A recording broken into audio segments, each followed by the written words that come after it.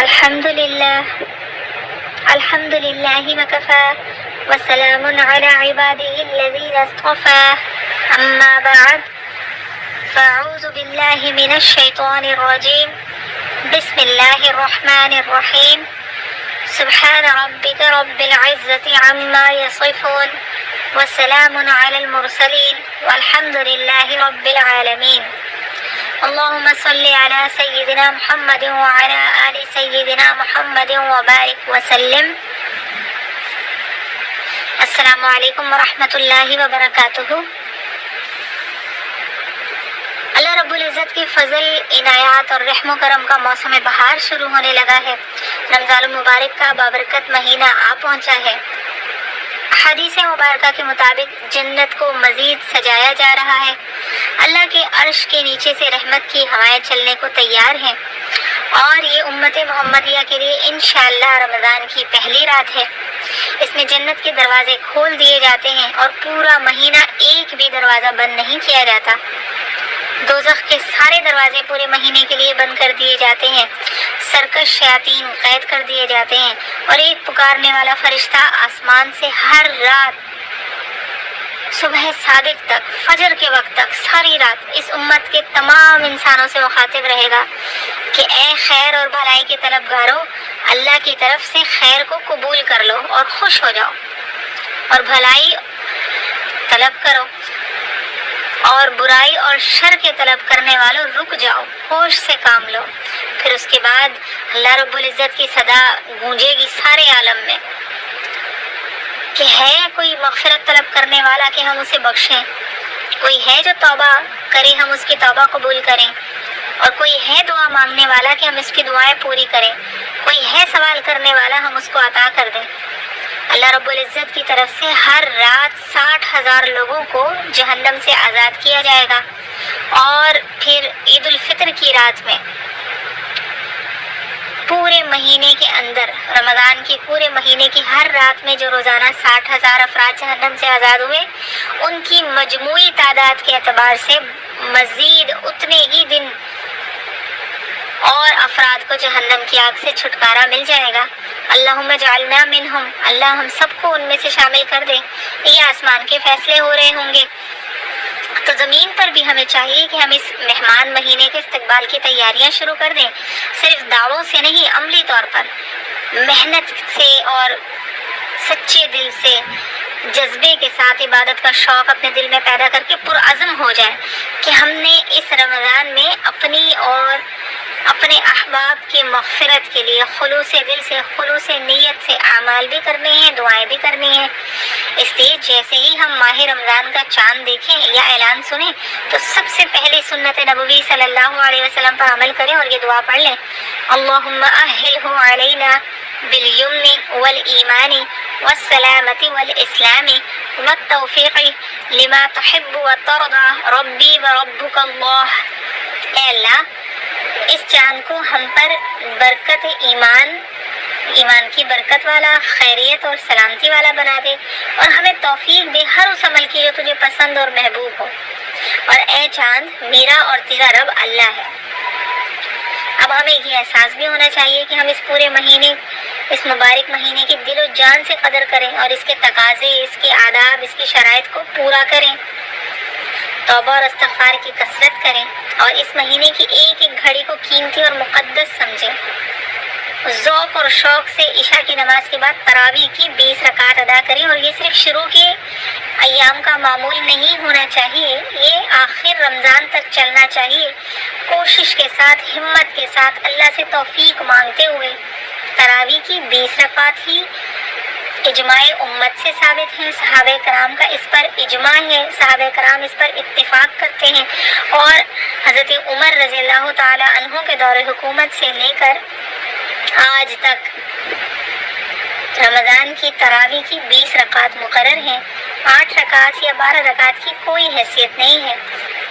تو تراویح کی 20 رکعت عشاء کی نماز کے بعد، اور عشاء کی نماز کے فرض اور سنت پڑھنے کے بعد وتر چھوڑ دیں تراویح پڑھ لیں اور اس کے بعد چاہے تو وطر ادا کریں، اور اگر اللہ رب العزت تہجد کی توفیق دیں تو اس کے بعد وطر پڑھیں کہ وہ بہت زیادہ افضل ہے اور مسنون ہے، آپ صلی اللہ علیہ وسلم کا طریقہ کار پر عمل ہو جائے گا۔ پھر عشاء کی نماز اور تراویح کے بعد اچھی دعائیں مانگیں دیر تک، اور اس کے بعد جلدی سو جائیں تاکہ صبح سحری میں اٹھتے وقت کوئی مشکل پریشانی کا سامنا نہ ہو۔ اور رات کو سوتے وقت کے آداب جو سنت ہیں وہ سنتوں کے بیان میں انشاءاللہ ذکر ہوں گے۔ سوتے وقت کی دعا، اللہم باسمک اموت و احیا، یعنی اے اللہ میں تیرے ہی نام سے سوتی اور تیرے ہی نام سے جاگتی ہوں۔ یہ پڑھیں۔ پھر سورہ ملک 29ویں پارے میں سے تلاوت کریں، آیت الکرسی پڑھیں۔ پھر اس کے بعد معوذتین یعنی سورہ فلق اور سورہ ناس کی تلاوت کریں اور دونوں ہاتھوں پر پھونک مار کر پورے جسم پر پھیر لیں، یہ بھی سنت نبوی ہے۔ اس کے بعد اگلی سنت سوتے وقت کی بستر کو 3 بار جھاڑیں کسی چادر کی مدد سے، دائیں اور بائیں طرف سے، اور اس کے بعد باوضو ہو کر دائیں کروٹ پر دایاں ہاتھ رخسار کے نیچے رکھ کر سنت طریقے سے سو جائیں۔ جب سنت طریقے سے سو جائیں اور پھر اس کے بعد اب سحری کا وقت آئے تو چستی کے ساتھ اٹھیں، گھر والوں کے لیے سحری کا انتظام کریں اور ایسی ترتیب اپنے وقت کی بنائیں کہ کم از کم 4 رکعت تہجد کی نماز کو پا سکیں،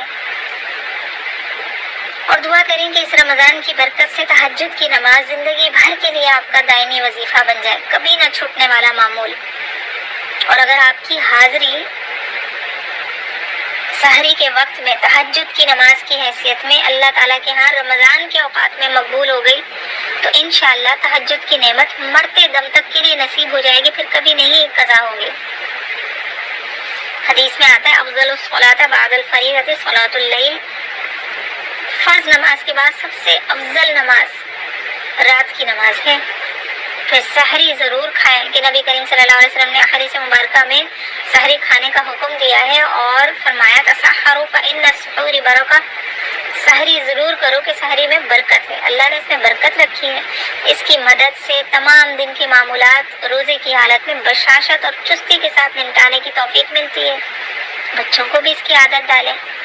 سحری کے بعد تلاوت قرآن، ذکر، اذکار، استغفار، تسبیحات اور خاص طور پر لمبی دعاؤں کا اہتمام کریں، خاص طور پر عربی میں دعائیں یاد کریں۔ اس سلسلے میں مناجات مقبول کی کتاب ہے 7 منزلوں کی، مناجات مقبول کا مطالعہ کرنا، مناجات مقبول کو اپنے معمولات میں شامل کرنا چاہیے، جس میں 7 دن کی 7 منزلیں ہیں اور اس میں قرآن اور سنت سے دعائیں دی گئی ہیں، منقول ہیں، اور اس کا ترجمہ مولانا عبد الماجد دریابادی رحمۃ اللہ علیہ نے کیا ہے اور یہ منسوب ہے حکیم الامت مولانا اشرف علی تھانوی صاحب سے۔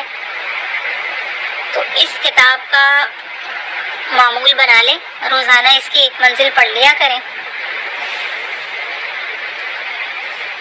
پھر یہیں سے انشاءاللہ عربی میں دعائیں ترجمے کے ساتھ یاد کرنے کا معمول بھی رمضان میں بنانا آپ کے لیے بہت نفع مند ہوگا۔ اس کی مدد سے اپنی دعاؤں کو خوبصورت بنائیں، اپنی دعاؤں کو مسنون طریقے سے پڑھیں، اللہ تعالیٰ کے سامنے رکھیں، آراستہ کریں، آپ صلی اللہ علیہ وسلم کے سنت طریقے سے اپنی دعاؤں کو عربی زبان سے خوبصورت بنائیں۔ پھر اس کے بعد نماز فجر کی ادائیگی کریں اور کچھ وقت قرآن مجید کی فہم کی غرض سے ترجمے کی مستند کتابوں کا مطالعہ کریں۔ اس سلسلے میں مفتی تقی عثمانی صاحب کی آسان ترجمۃ القرآن کا مطالعہ بہت مفید ہے۔ نماز فجر کے بعد اشراق تک اگر اللہ کی طرف سے اس چیز کی توفیق ملے تو جس جگہ نماز پڑھی وہیں ذکر و اذکار میں مصروف رہیں، اور جب سورج 1 ہاتھ کے برابر، 1 بانس کے برابر بلند ہو جائے تو اس وقت 2 یا 4 رکعت اشراق کی نماز ادا کریں۔ حدیث مبارکہ میں اس کا اجر اتنا ہے کہ 1 مکمل حج یا عمرے کے برابر ثواب ملتا ہے۔ پھر اس کے بعد اگر آرام کرنا ہو تو کچھ وقت آرام کریں، اور گھر کے اگر کام کاج میں مصروف ہونا ہے تو کوشش کریں کہ جیسے بزرگان دین فرماتے ہیں دست بکار اور دل بیاد، کہ ہاتھ کام کاج میں مصروف رہیں اور دل اللہ تعالیٰ کی یاد میں مصروف رہے، زبان یا تو خاموش رہے ورنہ ذکر خیر میں اس کو مصروف رکھیں، حدیث مبارکہ پر عمل ہوگا۔ فَلْيَقُلْ خَيْرًا أَوْ لْيَصْمُتْ، یا تو خیر کی بات کی جائے یا پھر خاموشی اختیار کی جائے۔ زبان کا بہترین استعمال یہ ہے کہ اسے اللہ کی یاد سے تر رکھا جائے. کوشش کی جائے کہ رمضان مبارک کی ان گھڑیوں میں ہمت کے ساتھ ارادہ کر کے اور توجہ اس بات پہ رکھ کر کہ زبان اگر گفتگو میں مصروف ہو تو اس گفتگو میں غیبت، چغلی، عیب جوئی، کوئی ایسا کلام نہ ہو کہ جس میں گرفت ہو اللہ کی پکڑ کا ڈر ہو. اس چیز سے خاص کوشش کر کے پرہیز کیا جائے اور ہر وقت یہ بات یاد رکھی جائے کہ میں روزے سے ہوں. اگر کوئی آپ کے سامنے اس طرح کی باتوں میں سے کوئی عمل کرے، چغلی کا، غیبت کا، عیب جوئی کا، برائیوں کا، تو آپ اس کے سامنے کم از کم یہ کہہ دیں کہ میں روزے سے ہوں یا بات بدل دیں. زبان کو جھوٹ سے، غیبت سے، بہتان سے، الزام تراشی سے، گالی گلوچ سے، گانے سے، ہر قسم کی فضول بات سے پاک رکھیں اور اپنے دل کی حفاظت کا اہتمام کریں. اس کو حسد سے، کینے سے، عداوت سے، نفرت سے، تکبر، غرور، بڑائی کے تاثرات سے پاک رکھنے کی کوشش کریں. رمضان کے احترام میں اللہ سے دعا کریں کہ اللہ ہمارے دل کو بے کینہ کر دے، پاک اور صاف کر دے، ساری برائیاں اس کے اندر سے نکال دے. رمضان شروع ہوتے ہی دل سے محنت کر کے دوسروں کو معاف کریں، اللہ کی رضا کی خاطر، یہ سوچ کر کہ کل میرا رب مجھے قیامت کے دن اسی کی برکت سے بخش دے گا. شاید میرا یہی عمل اللہ کی بارگاہ میں پسندیدہ ہو جائے کہ میں دوسروں سے اپنے دل کو صاف کر لوں اور سب کو معاف کر دوں اپنے ذمے سے. تو اللہ رب العزت کل میدان حشر میں مجھے معاف کر دیں. کسی سے اگر بات چیت نہیں ہے تو بات کرنے میں رمضان کی وجہ سے پہل کر لیں کہ میں یہ رمضان بالکل اصلاح نفس کے عمل کے ساتھ گزاروں. اللہ کی خاطر معاف کر دیں. لوگوں سے تعلق توڑنا قطع رحمی ہے اور قطع رحمی کا بڑا وبال ہے. احادیث مبارکہ میں بڑی سخت وعید آئی ہے. لوگوں سے تعلقات نہ توڑیں، کوشش کر کے محدود رہیں، لیکن ان تعلقات میں ایسی سختی نہ ہو کہ بالکل تعلق منقطع ہو جائے. حدیث میں آتا ہے جو تجھ سے توڑے تو تجھ سے جوڑ، جو تجھے محروم کرے تو اسے عطا کر. تو اللہ رب العزت ہم پر بڑا فضل کرے گا اگر ہم صرف اللہ کی رضا کی خاطر زیادتی کرنے والے کو معاف کر دیں. چاہے کتنی ہی بڑی ہمارے ساتھ زیادتی ہو گئی ہے، اگر اللہ کی رضا کو سامنے رکھیں گے کہ اس کے بدلے میں شاید ہمیں ایمان کی وہ لذت مل جائے کہ جس کے بعد ہمارا خاتمہ ایمان پر کلمے کے ساتھ ممکن ہو جائے اور اللہ کی رضا ہمارا مقدر بن جائے، تو یہ چیز چھوٹی ہو جائے گی، وہ تکلیف کم ہو جائے گی انشاءاللہ. صلہ رحمی کو عام کریں، لوگوں سے جڑنے کی کوشش کریں اور دوسروں کو جو آپس میں تعلقات توڑے ہوئے ہیں ان کے تعلقات جوڑنے والوں میں سے بن جائے. ورنہ حدیث میں آتا ہے کہ بہت سے لوگوں کو سوائے بھوکا پیاسا رہنے کے اور کچھ ہاتھ نہیں آتا. جو روزہ رکھ کر بھی برے اعمال کو نہیں چھوڑے گا تو اللہ کو اس کے کھانے پینے چھوڑنے کی کوئی حاجت نہیں ہے.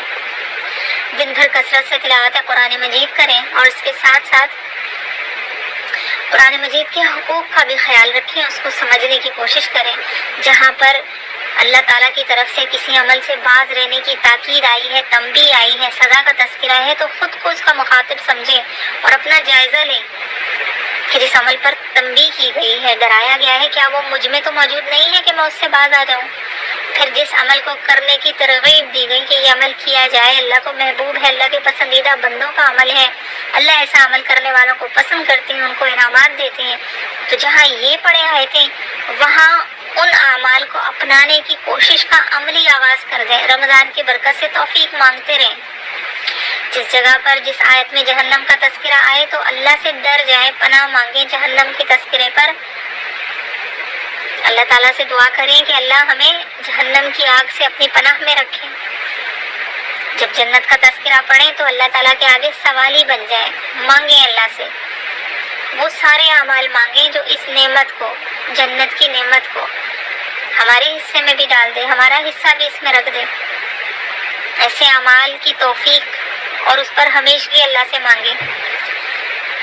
قرآن مجید کی تلاوت کے دوران آنے والے سجدہ تلاوت کا خیال رکھیں، کیونکہ اگر کوئی شخص اس حال میں مر گیا کہ اس کے ذمے تلاوت کے سجدے باقی تھے تو اس پر لازم ہے کہ وہ مرنے سے پہلے اپنے سجدہ تلاوت کی تعداد کے برابر، پوری تعداد اس کو معلوم ہو، اس کے برابر صدقہ فطرانہ ادا کرنے کی کہ اس کے بدلے میں جو ہے اس کے بدلے میں صدقہ فطر کے برابر رقم کی ادائیگی کی جائے. ایک سجدہ تلاوت کے بدلے میں ایک صدقہ فطر کی جو آج کے رمضان کے دوران جو تعداد چل رہی ہے، جیسے کہ 100 روپے گندم کے حوالے سے، گندم کی مقدار کے حوالے سے، 1.25 سیر گندم کے حوالے سے، آپ پورے 2 سیر یا 2.25 سیر کر لیں، اس کے حوالے سے گندم کی جو مقدار چل رہی ہے تو اس کے حوالے سے ایک سجدہ تلاوت چھوڑنے کے بدلے میں یہ ادائیگی ضروری ہو جائے گی. اسی طرح سے جس کے ذمے نمازیں قضا ہیں، سب سے پہلے اہتمام کے ساتھ اپنی نمازوں کی ادائیگی کا خیال رکھیں. جتنی بھی قضا نمازیں ذمے ہیں، چاہے ان کی تعداد بہت زیادہ کیوں نہیں ہے، ان تمام کی تعداد کو جب سے بالغ ہوئے اگر نماز پڑھنے کا معمول نہیں تھا، بے قاعدگی تھی، اس وقت سے آج تک کی نمازوں کا، اس سال کی نمازوں تک کا حساب لگا لیں اور رمضان المبارک میں ہمت کر لیں اس چیز کی کہ اپنی چھوٹی ہوئی تمام قضا نمازوں کی ادائیگی کرنی ہے. جتنی ان کی قضا نمازوں کی تعداد ہے، ہمت کر کے ہر نماز کے ساتھ فجر کے بعد جب فجر کا وقت ختم ہو جائے اور سورج خوب روشن ہو جائے، اس کے بعد سے جتنا وقت مل جائے رمضان میں، ممکن ہے اس طرح سے کہ وقت مل جائے تو اس میں قضا نمازیں کثرت سے پڑھیں. اور اس میں یہ نیت بھی ضروری ہے کہ جو میری نمازیں چھوٹی ہیں ان میں سے یہ میری پہلی فجر ہے اور یہ میری دوسری فجر ہے. اگر مہینہ، دن، سال، تاریخ یاد ہو تو وہ پڑھی جائے، وہ ساتھ نیت میں ذہن میں رکھی جائے. اور اگر نہیں یاد، بہت زیادہ نمازیں چھوٹی ہوئی ہیں، تو پھر جو پہلی فجر چھوٹی، جو دوسری فجر، جو تیسری، اور اس طرح سے فجر کے ساتھ ساتھ پھر جو پہلی ظہر چھوٹی، ظہر کے وقت میں، عصر کے وقت میں، پورے دن کی جو 5 نمازیں چھوٹتی ہیں، اگر کسی کی پوری 5 نمازیں چھوٹی ہیں تو ایک دن کی 5 نمازوں کی قضا ہر فرض نماز، فجر کے فرض 2 رکعت، ظہر کے 4 رکعت قضا فرض پڑھے جائیں، پھر عصر کی 4 رکعت فرض کی قضا پڑھی جائے، پھر مغرب کے 3 رکعت فرض کی قضا پڑھی جائے، پھر عشاء کے 4 رکعت فرض کی قضا کے ساتھ 3 رکعت وتر پڑھے جائیں، تو یہ کل 20 رکعت بنتی ہیں ایک دن کی قضا نمازیں. اس طریقے سے جتنا وقت جب مل جائے ساتھ ساتھ اپنی قضا نمازوں کو پہلی فرصت میں پورا کریں کہ ایک فرض نماز جان بوجھ کر چھوڑنے والا جہنم کے سخت عذاب کا مستحق ہو جاتا ہے احادیث مبارکہ کے مطابق، اور قبر میں بھی سخت گرفت کا اندیشہ ہے. لہٰذا پہلی فرصت میں نفلی عبادات کو چھوڑ کر پہلی ترجیح میں اپنی فرض نمازیں رمضان میں پوری کرنے کی کوشش کریں. پھر پورا دن سنتوں کے اہتمام کو ذہن میں رکھتے ہوئے عمل کریں. باتھ روم جانے کے آداب، گھر میں داخل ہونے کا سنت طریقہ، ملاقات کے آداب کا سنت طریقہ، گھر والوں کے ساتھ حسن خلق کا معاملہ، سب میں نبی کریم صلی اللہ علیہ وسلم کی سنت کی اتباع کرتی رہیں.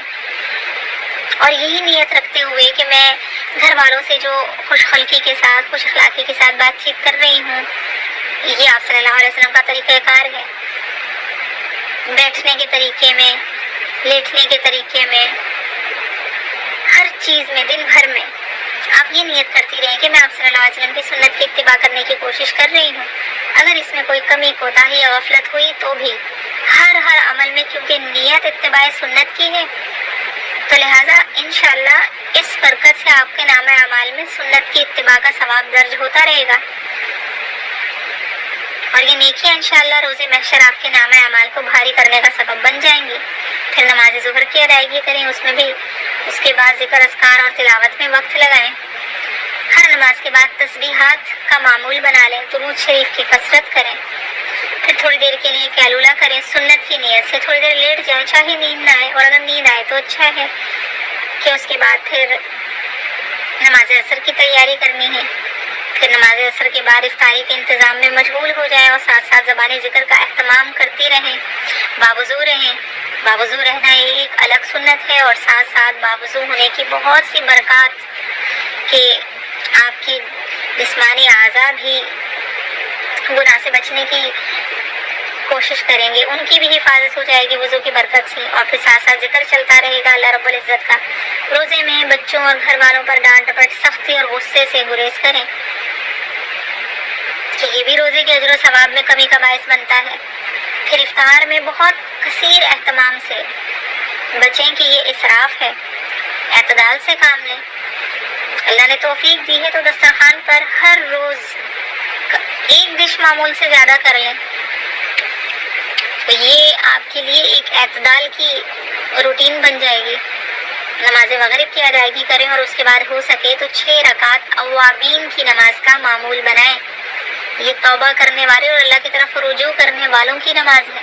حدیث میں آتا ہے کہ جس نے مغرب کے بعد 6 رکعت اوابین کے نفل پڑھ لیے اور ان نفلوں کے درمیان کوئی بری بات نہیں کی، کوئی ایسا عمل نہیں کیا جو اللہ کو ناراض کرے، تو اس کو 12 سال مسلسل عبادت کرنے والے کا ثواب ملے گا۔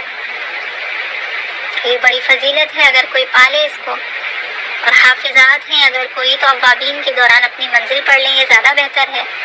پھر اس کے بعد گھر کے کام کاج کوشش کر کے رات میں نمٹا لیے جائیں عشاء سے پہلے، تاکہ دن کا وقت مزید عبادت کے لیے مل سکے، روزے کی حالت میں مزید عبادت کرنا ممکن ہو جائے، عام ایام کی نسبت زیادہ وقت اللہ کی یاد میں گزارنے کا موقع مل جائے گا۔ اس کے بعد عشاء کی نماز کی تیاری کریں۔ مغرب کی نماز کے بعد جو فرصت کا وقت ملے اسے ٹی وی کے آگے بیٹھ کر اپنے دن بھر کی محنت کا اجر ضائع کرنے کی کوشش نہ کریں۔ یہ جو رمضان نشریات ہے جسے ہم شاید اپنے دینی معلومات میں اضافے کے غرض سے روزہ کھولنے کے بعد بیٹھ کر یا افطاری سے پہلے کوئی وقت مل جائے تو اس میں لگا دیتے ہیں کہ شاید اس سے ہماری دینی معلومات بڑھ رہی ہیں، تو علماء کرام کے متفقہ بیان کے مطابق یہ ہماری عبادات کی دشمنی ہے۔ کم از کم رمضان میں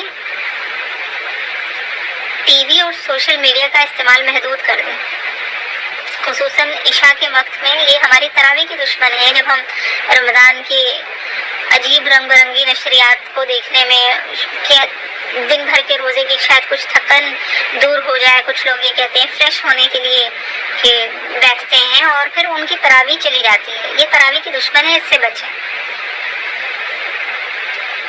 کوشش کریں کہ جو پورا دن روزے کا آپ کا بابرکت گزر گیا تو آپ کی رات، آپ کا تراویح کا وقت بھی عبادت کا وقت ہی شمار ہو جائے، عبادت ہی میں مصروف گزر جائے۔ ایسا نہ ہو کہ جو دن بھر اپنی آنکھوں کی حفاظت کی، کانوں کی حفاظت کی، اس وقت میں وہ روزے کا سارا جو دن بھر کی محنت تھی، وہ اجر اور ثواب تھا، وہ سب ضائع ہو جائے۔ عشاء کی نماز کی ادائیگی کریں اور اس کے بعد 20 رکعت نماز تراویح کا اہتمام کریں۔ پھر اگر تہجد کا یقین ہے تو وتر کی نماز تہجد کے لیے چھوڑ دیں، اس کے بعد اپنی طبعی حاجات سے فارغ ہو کر سونے کے لیے بستر پر آ جائیں۔ مسنون طریقے سے بستر پر لیٹیں اور تھوڑی دیر کے لیے اپنا محاسبہ ضرور کریں۔ پورے دن میں جتنے اچھے کام کیے ان پر اللہ کا شکر ادا کریں، اور جو خلاف شریعت کام ہوئے اس پر توبہ کریں ندامت کے احساس کے ساتھ، اور پختہ عزم اور ارادے کے ساتھ وہ کام چھوڑ کر آئندہ نہ کرنے کا عزم کر لیں۔ اللہ سے اس کی توفیق بھی مانگیں، جلدی سو جائے تاکہ جلدی اٹھ سکیں اور اپنے معمولات صحیح طور پہ ادا کر سکیں۔ رمضان میں صدقہ اور خیرات دل کھول کر کریں اور خوب دعائیں کریں اپنے لیے، اہل اسلام کے لیے، اور اپنی عبادات اور معمول میں تمام مسلمانوں کو یاد رکھیں۔ تو یہ آپ کے اوقات رمضان کی ترتیب ہے۔ انشاءاللہ اس پر عمل کرنے سے زندگی میں بڑی برکت اور اپنے گناہوں سے خود اپنے نفس کی حفاظت کرنا آپ کے لیے ممکن ہو جائے گا انشاءاللہ۔